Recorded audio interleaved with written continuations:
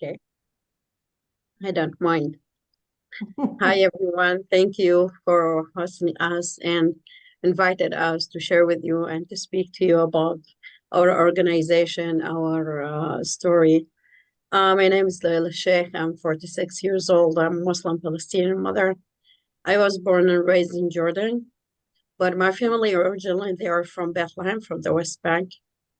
And when my father went to Jordan, to teach the children in the camps after that war was started in 1967. And because of that, or after that, the Israeli government took a decision to close the border. So my parents lost their citizenship as Palestinian and they became Jordanian. So because of that, I was born there. But my father have thousands of stories to tell us about his relative, about his childhood, about everything in Palestine. So I love Palestine from what I heard from my father. And for me, it's become dream to came back and to live or even just to visit. So after I finished my study in accounting and business, I met my husband. He's originally from Bethlehem too. So in 1999, I came to Palestine. And for me, the dream come true. And I was really so happy to be here. But that happiness was ended 11th of April 2002, 4 o'clock in the morning when my son Qusay woke up in a very critical condition. At that time, he was just 6 months old. And at that night, the Israeli soldiers came to our village and they threw tear gas. And because he was too young, his lungs couldn't hold that. And because that treatment in our village wasn't good enough at that time. So we tried to take him to a hospital inside Bethlehem, but the Israeli soldier prevented us and stopped us more than 4 hours. And they said it's a military zone. So we tried to take him to Hebron. And at the end of that day, after we reached the hospital, the doctor said it's too late to save his life. And if he will stay alive after 48 hours, he will be handicapped. And at the end of that day, he died because lack of treatment. That day, I was filled of hatred, anger for maybe everyone, but especially for um, the Israeli people, because for me, all of them were responsible about his death. I was filled with hatred, anger, but at the same time, I didn't think to take revenge, because revenge for me will never bring my son back. And I start to think, what should I do? And what I think about that time that I don't want to have any kind of relationship with any Israeli person and concentrate about raising my oldest daughter and to continue my life. It wasn't easy, but this is the only thing that I could do. After 16 years, I met one of my friends that I didn't saw for a long time, and he started to talk about the Barren Circle, and I stopped him and I said, "Are you crazy? You know what happened to me?" And he said, "Because of that, I want to tell you something, and I want to ask you a question. Why you until now you didn't tell your other children about what happened to their brother?" I said, "Because I don't want them to be part of this cycle of violence. Because if they know, maybe they will start to think to take revenge. And I lost one of them, and I'm not ready to lose another one." And he said, "So maybe this will be a good chance for you, not just to protect your children, maybe other family." In the beginning, I wasn't really um, believe what he's talking about. I thought he imagined that or he just spoke about this because in my whole life I didn't heard about this kind of organization. And one day he invited me to a conference in Bethlehem for the Parent Circle. When we arrived, in the beginning there were just Palestinian. We sat, we spoke, and when they started to talk about their personal stories, for me, those kind of stories I know them and I heard most of them. But when the Israelis start to enter that room and they start to talk to me or start to talk about their personal stories, I was really shocked and amazed. First, when I saw them, how they talk to the Palestinian, how they hug each other, kiss each other like family member, not just as friend. And secondly, when they start to talk about their personal stories, I was really amazed because that was the first time I looked to them as a human like me. The first time I looked to them and felt that we share the same pain, we share the same tears, even if we had different circumstances, but we're still human. And nothing worse than losing a child, and no one could understand that pain unless someone be in the same situation. From that day, I decided to participate one of the projects to learn much more about the Israeli, because for me as a Palestinian, I just met settlers or soldiers, but to meet people like me or bereaved family like me, that was the first time. And this project is the main project in the organization which give chance for both sides to sit, to listen, to talk, to share their stories. We met for 8 times. We had two professors, a Palestinian and Israeli, who spoke about the history of the two nations. We went to visit Yad Vashem Museum in Jerusalem to learn much more about the Holocaust. We went to visit Palestinian village was existed before 1948. It's not about comparing the pain, it's about understanding where everyone came from, to learn, to ask, to have all the chances to speak about, because that was maybe the only chance for both sides to ask and to listen.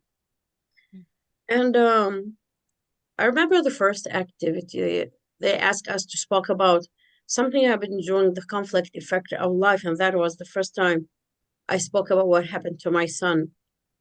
And that was so hard for me, even after 16 years. Even between me and my husband, we didn't spoke about him since he's gone. So for me, it was like to open the window again, bring the memories back, um, the sad, the anger, the everything. I couldn't complete the story. I started to cry. Then an Israeli woman, she came to me and she started to apologize. And she said, "Yeah, I didn't hurt you, but the people who hurt you for my own people. I'm a mother too. I could understand your pain. I could understand everything that you tried to say." She came and hugged me. And to be honest, that was the first time someone have that chance to talk to me about this, or even let me feel that they care about what I'm feeling or what's going on.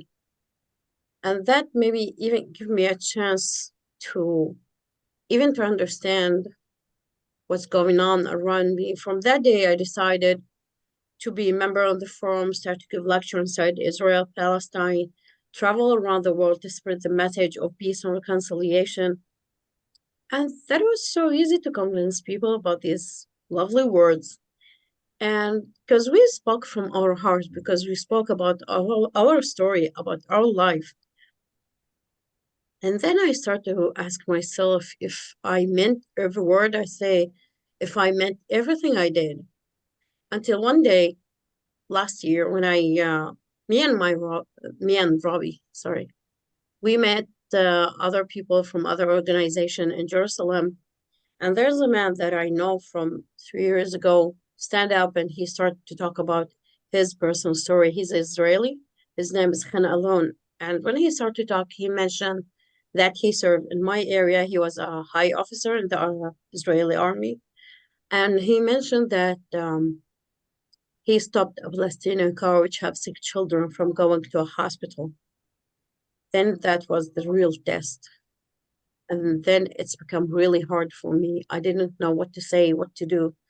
Then I start to cry, and Robbie asked both of us to go outside to speak. And then he said to me, "I know this is hard for you, and it's hard for me, but it's so important for me to let you know what happened to me." And then he mentioned after time that his son become sick, and when he tried to take him to a hospital, the guard stopped him because he want to ask him a few questions. And he said, "Then I realized what I did to the Palestinian." He quit from the army. He established a new organization with ex-Palestinian fighters called Combatant for Peace, which we have the Memorial Day together, and we spoke about it later. And then I look at him and I said, look, Chen, this is so hard for me to listen to you. But at the same time, I want to thank you, Kif, because if I know that part of your story was there and you didn't tell me, I will never forgive you. But because you've been so honest and you have that courage to speak in front of me, I could forgive you now. And then I realized this is the real reconciliation. So easy to speak about things, but sometimes when you have this kind of test, you will be sure about what you are believing in and what you are doing. And after that day, that gave me much more power, much more energy to continue, even in the darkest time, like from the 7th of October until today. We didn't stop. We tried to talk to everyone about what's going on. And everyone just care about what happened to Gaza and they um, realize and understand what's going on there, but no one understand uh, what's going on in the West Bank. From the 7th of October until today, we still under closure. All the people who work inside Israel, they lost their jobs. Most of the children, they couldn't go to school. Until today, my children, they just go 2 days to school. And we didn't have shelters. In my village, there's 10 rockets fell down in my village, and there were no shelter. My children were terrified. My 8 years old girl, she until today is still afraid. She can't stay by herself. She always wants me beside her. She even have thousands of questions about what's going on. Um, the other thing that the settlers every day attack the Palestinian, they attack the houses, they attack their cars in the street, in their homes, they burn them. And the problem, no one care about that, and no one do anything to stop them.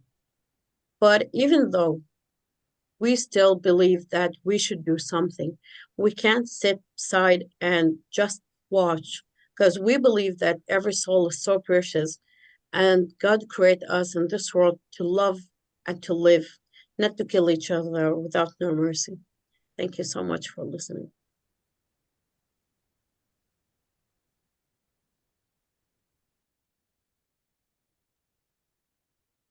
So, I don't know. Firstly, thank you very much for getting up at the crack of dawn, because I think you're in Los Angeles, and being willing to listen.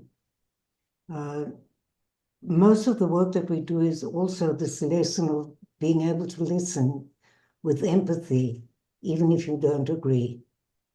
I cannot remember in all my years in this country from 1967 a worse time, a sadder time, a time when there's so much anger, when there's so much pain, when there's so much trauma from both sides. I cannot remember this feeling of not knowing that when this is going to end and how will it end and what is the plan. And so it's like living in this strange atmosphere of an underlying sense of depression on both sides. One of the things I want to tell you my story, but I want you to listen with another ear. It's the listening of understanding why. It's not that I condone any kind of violence, but when you understand why that violence happens, it's a beginning of some form of conversation.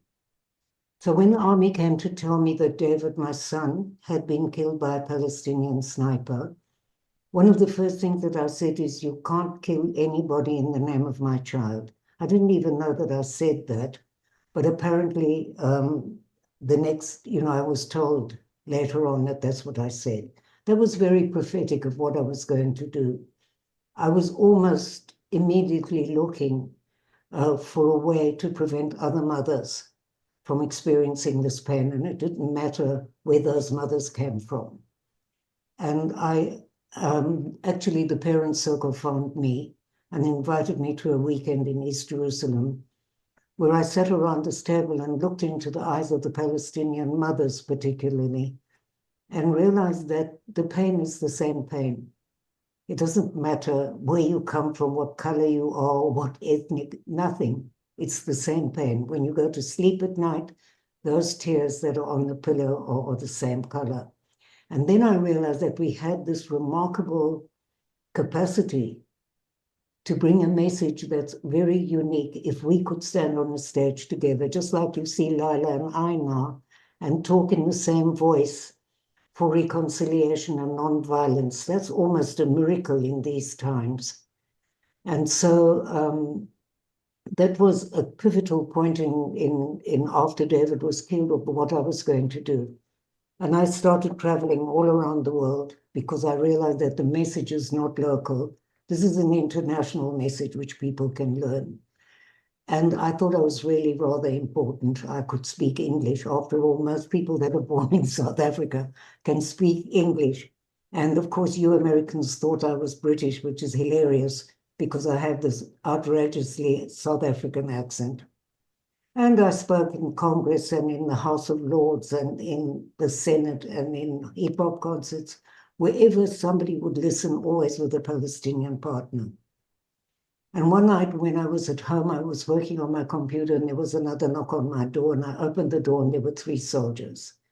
When there are 3 soldiers, it can only mean one thing. So I kept slamming the door in their face because I thought, I can't. If I lose another child, that's like impossible. And they kept knocking and knocking and knocking. And eventually I opened the door and they said, "We came to tell you that we caught the man who killed David." That's when it became difficult. Just like Lila's thoughts about what does she mean, what she said, I was in the same kind of feeling of, can I do this work? Is it in integrity? If now there's a person, you know, that there's now a face of the man who killed my child. And I didn't sleep for many months, literally. And one day I just decided I'm writing a letter to the parents of the sniper, which I did. His name is Thaya. And I told them all about the parent circle, that we are now more than 700 families who've all lost an immediate family member. And what we believe is that there has to be a framework for a reconciliation process to be an integral part of any future political peace agreement. Up to now, stood on the White House lawn, signed stuff, but the people were never involved.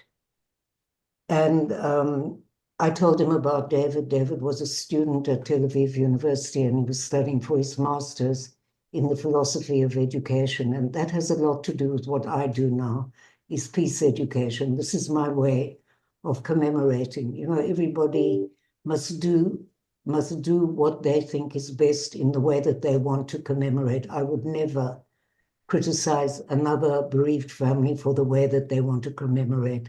And I think quite a lot of you watched the ceremony, if I'm correct. Did you? You can nod your head.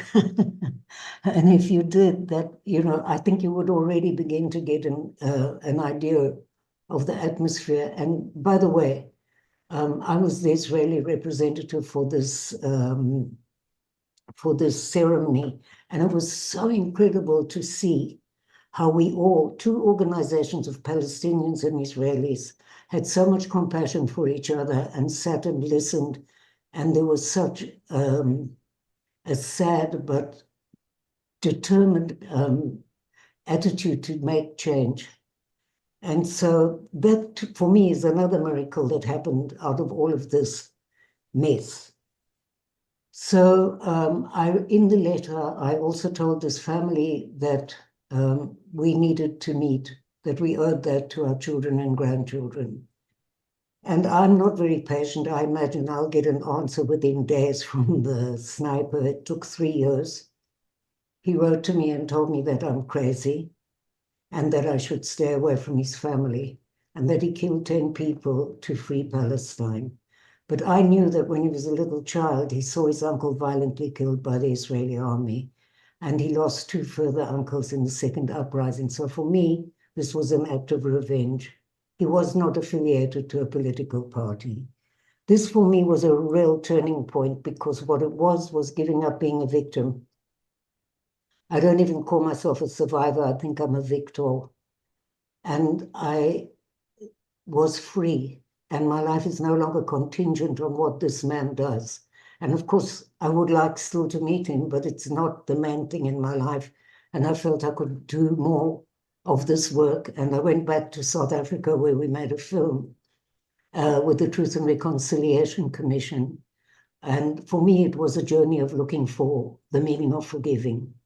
Maybe afterwards, if you meet each other, I don't know how this works, but you might discuss between you what you mean when you say you forgive. So I met this extraordinary woman whose daughter had been killed, and she'd gone to the Truth and Reconciliation Commission and said to the people who killed her daughter, I forgive you. And I wanted to know what she meant. And I went to meet her, and she said, forgiving is giving up your just right to revenge. And then I met the man who actually sent the people who killed her daughter.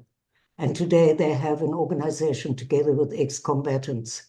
And he said, by her forgiving me, she released me from the prison of my inhumanity. And I thought that was extraordinary. By her forgiving me, she released me from the prison of my inhumanity. And so I came back to Israel and I thought, okay, now's the time. I want to meet with Thaya. And I applied and got fobbed off for many times, and then discovered that actually he has to ask to meet me. So I tried through his lawyer, but that's not happening. But it's not all that important. And I wanted to go back to the idea of understanding why people do things. How can they get to the point where the 7th of October happened? This conflict didn't start on the 7th of October. I'm sure you're all very well aware of that. But I was thinking that if I was a child of 10 or 12, and I grew up in Gaza, and every 2 years there's a war, and we don't have a shelter, and my mother's running in the street with my brothers and sisters, and we have nowhere to go, and I don't have freedom of movement, and I don't have hope. And hope is probably the most important part of a future of peace. And so what kind of adult grows up with that background? So there's no way that you can change this unless you change the circumstance of that child that grows up. And what about the kids that live in Sderot, Ashkelon, Ashdod, the towns surrounding Gaza? What kind of adults are they going to grow up? Because they've also been bombarded with rockets since they were tiny children. They're still wetting their beds at the age of 12. And boy, I can tell you, it's not fun to have rockets outside your house. I live in Jaffa, and it was pretty frightening. But I have a shelter. You know, that's the difference in a way.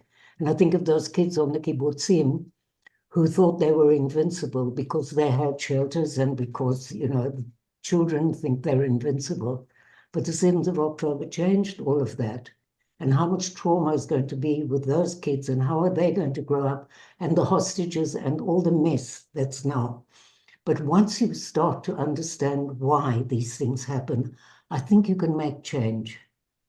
I want to leave time for you to ask questions, and I want to tell you about the work that we're doing, because it's quite incredible that we have been working since 2 days after the war. We had our first staff meeting.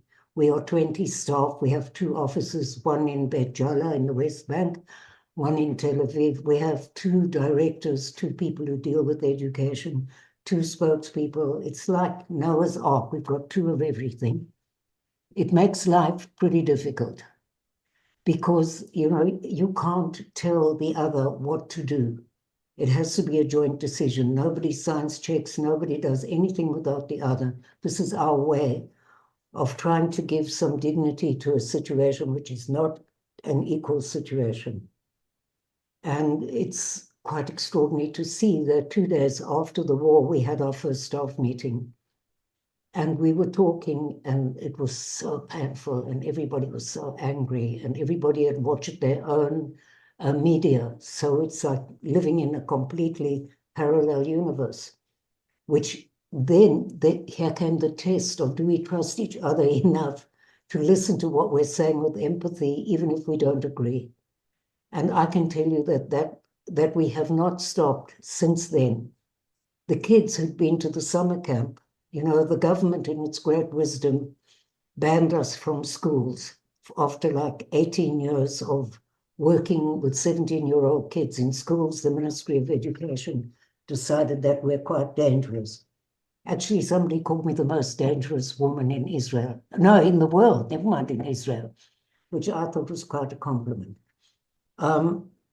They banned us from schools and they tried to stop our summer camp. Fortunately, the American embassy and the German embassy intervened, and we had the summer camp at the very last minute, and it's for 50 Palestinian Israeli kids.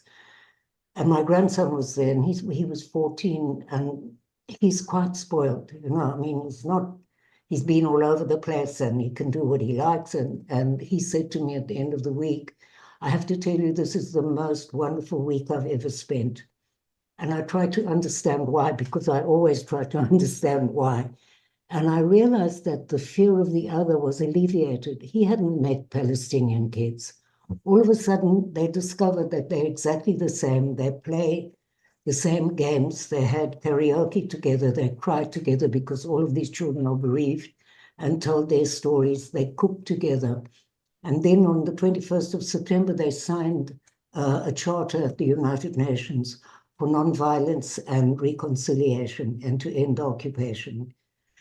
And then 3 weeks later was the war. So now these kids from 14 to 17 are not nuanced.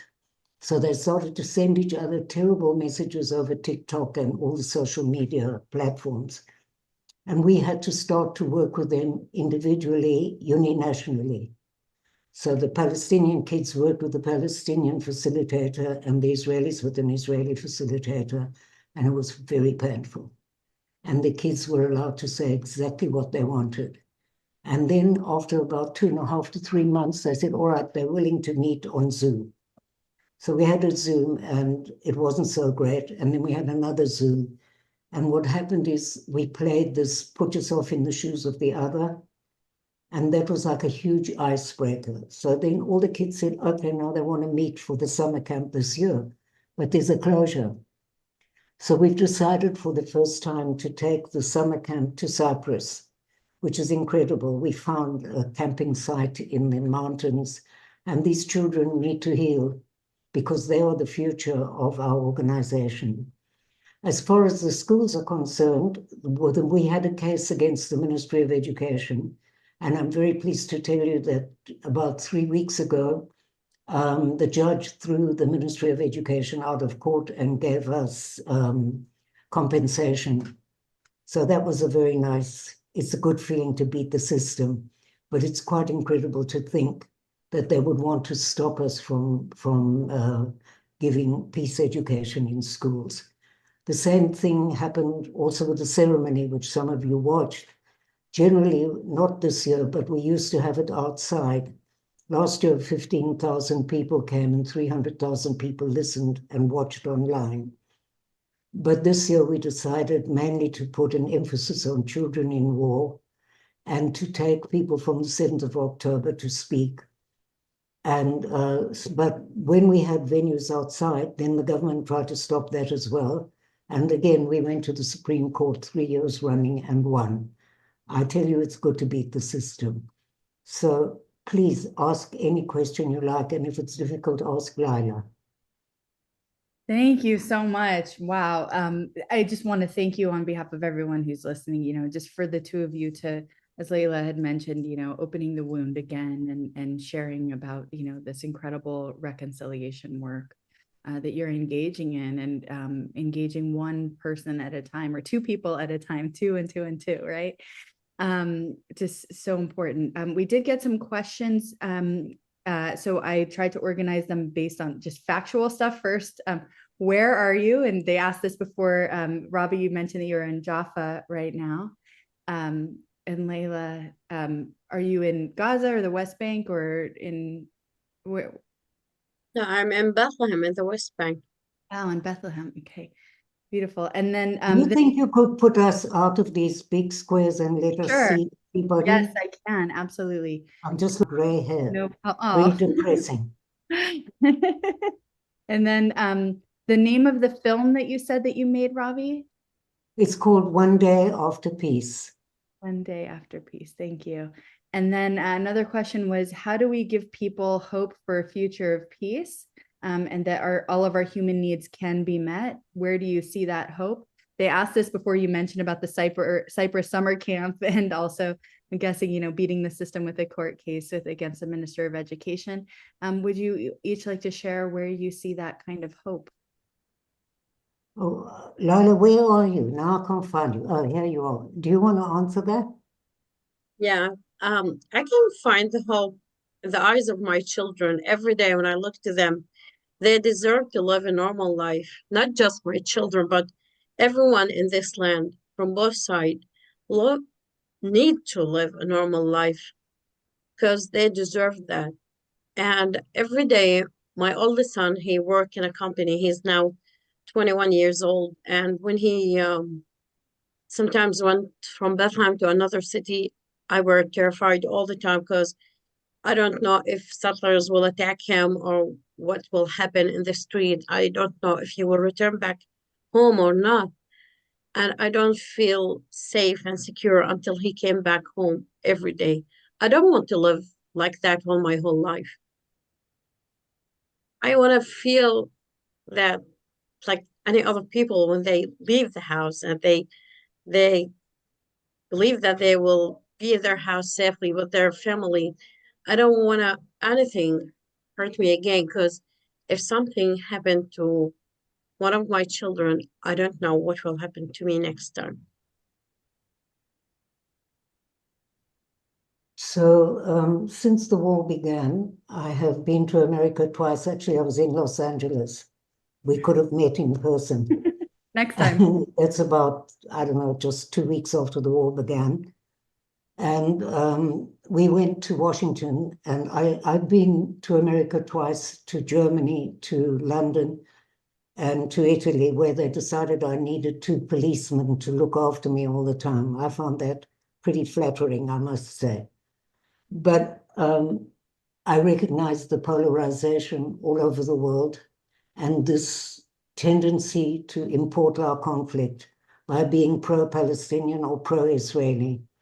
What happens with that is you simply import our conflict and create hatred between Jews and Muslims. And so I think that maybe the students, I wrote a couple of op-eds about this, wouldn't it be extraordinary if the students would suddenly start to support people on the ground, not only us, there are many organizations who are working to end the occupation and are working day and night for reconciliation and to end the violence and to end the war. Wouldn't that be more constructive than waving a flag? So if the World Bank needs to invite me and a Palestinian to come to talk about polarization within the World Bank, that's pretty worrying. So we have a very good relationship with Georgetown University. And you're talking about hope, and I wanted to show you something that can be done. At Georgetown, they've been our mentors for many years. And they had a vigil in this beautiful church that they have at Georgetown, and a rabbi and a priest and an imam spoke. I sound like a joke. And there was also a Palestinian partner and myself. And it was so extraordinary to see the atmosphere in the room changing. Like the other night, we had MIT University that we gave a dialogue meeting to. Anyway, this was a wonderful evening, and we came up with an idea. We've had literally thousands of people have been turning to us to ask us to do dialogue meetings, and we can't possibly do them all. It's impossible. So we thought the best thing to do would be to create an online module, which is 3 dialogue meetings. By the way, Lila, I saw our dialogue meetings, very good, by the way. And we created an online of 3 different dialogue meetings with question and answer, and also a manual for the person who's doing the facilitating of the meeting. It can be in a synagogue, church, business, anything, any university. And Georgetown are packaging it for us. We've already done it. Should have the soft release in May, and it would be ready when kids go back to university in September, I think. And then we met with the Teachers Union in Washington, and we did a dialogue meeting for them, and they're going to actually help us to market this. So that's something concrete that you can do, you know, and I think this is going to be, it's extraordinary because when I was in Germany, they're interested to have it with subtitles, and in London and in Italy. So sometimes out of a small idea, something huge happens, and this is huge, I think. Thank you so much. And thank you for, coming to our 3 communities today as well. I know that your time is precious, and that is so important. I'm going to ask the last 2 questions that I got, and then I'm seeing that people are putting some questions in the chat. After you answer the questions that I have here that were asked earlier, then I'll turn off the recording, and then people can unmute, and we can talk that way as well. There's a question that says, it's so difficult to face this problem from so far away. How can we be supportive of your work, and how can we do the work in our own communities? And I just want to note, online right now, we have people from France, Mauritius, India, all over the US, Canada. So if you have any thoughts on that, yep, and then also you mentioned some other organizations as well. Maybe there's organizations that Parent Circle works with that we should know about also, that we can even share with people. I know there's a question in the chat about how we talk about this with our own communities, that we can share with them. Like, look, there's all these organizations doing this work. We don't have to just be polarized. So after you answer those, then I'll turn off the recording and we can continue the conversation. Lila? One of the things that we want you to do, to tell everyone that you know, your family, your friends, about our stories, about what you hear today, about 2 brave women who lost their sons and who tried to find a way to find peace, to find reconciliation. Because I know that everywhere in the whole world now, there is 2 parts, who pro-Israel and who pro-Palestine. And this is not what we want here. What we want is to pro-peace. This is what we want now. It doesn't matter if you pro-Israel or pro-Palestine. That will never help us in any way. And one of the other things, maybe if you could speak to your government about sending and supported by weapons to any side. This will never help us in any way. I wish if they could spend this money to find a way to find peace and to find solution. This is what we need now, not even a ceasefire, because if we have a ceasefire after maybe a few months or another year or second year, we will have another war. But what we need now, a real solution for this madness, for this conflict, for this occupation. So in many ways, if people want to support, you definitely could use this module online for your community, especially if you're telling me, you know, we had, by the way, the ceremony was all over the world. It wasn't only in the States, it was in London, in Berlin, in France, all over. So you could use this with a facilitating manual and bring up that conversation. The thing is, it's wonderful that the Palestinian cause came to the universities, but it wasn't used in a way that would make change for Lila's life or my life. I think it just was an expression. So there's all that energy. Can you imagine if they took the energy into trying to be part of the solution and not the problem? It's extraordinary, because I can't remember a time when people understood that the occupation has to end. You couldn't even mention the word occupation. And people don't realize that this is a cauldron, because everybody's talking about Gaza, but you should be talking about the West Bank as well. You should be talking about the conditions and the way that the settlers are behaving. And I'm very glad to see, but it's just so token that the American government is like not allowing, what's the word? I don't know, the settlers who have run rampant or fining them and not allowing them bank accounts and stuff like that. It's not enough. People need to know that these settlers are not accountable for anything that they do. In fact, the army is helping them. And please don't imagine that I became a Palestinian. I love Israel. It's my country. But I want to live in a moral country. And I think that the occupation is killing the moral fiber of Israel. And I want my grandchildren to have a safe future. And I want them to have integrity and to understand that we can't be free ever if we don't have a free neighbor. Thank you so much. If there's any other organizations you wanted to share as well. Well, as you saw the ceremony, it's done together with Combatants for Peace. They're actually the closest organization to us because quite a lot of them, they're a little more on the advocacy side, and we are more on the teaching. But they are a wonderful group of people. It's ex-combatants, mainly officers, and ex-prisoners. By the way, I have said that they should free the man who killed my son if that will bring back just one hostage. That is the sanctity of human life, which is so much more important than any kind of revenge. Anyway, there's no revenge. There is women wage peace. There are so many, Breaking the Silence. Breaking the Silence is an extraordinary organization because these are soldiers that come out of the army and give evidence of what they did. What they don't realize about themselves is they could be the future evidence givers in a reconciliation process. And so could the prisoners. And by the way, if we don't release the prisoners at some point, there'll never be a real peace.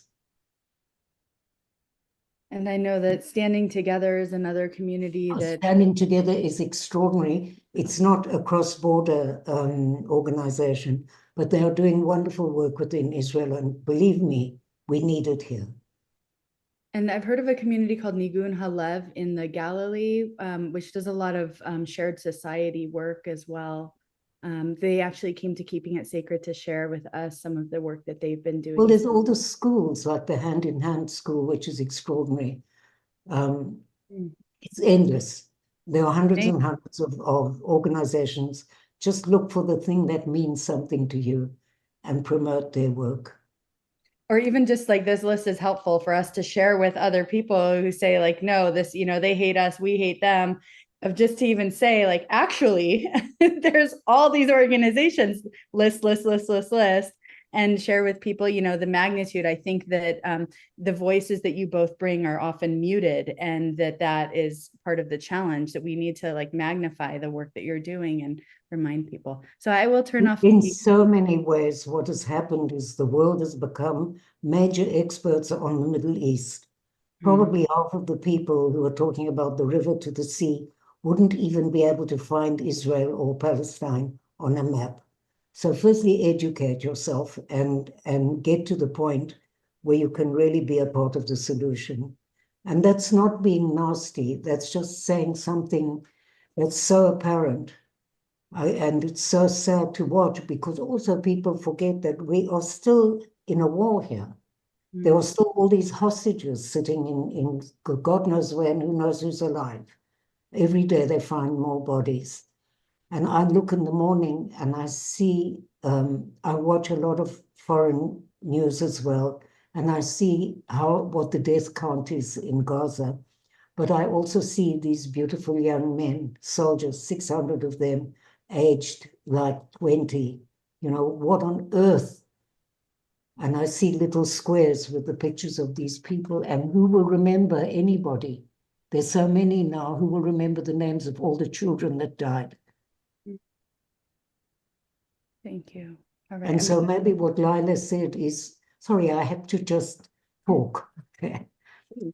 I think what Lila said about the memory of your child, telling the story of a mother, doesn't have to be us. There's so many now. All you have to do, we have so many wonderful people who've joined the Parent Circle. I will be in Aspen.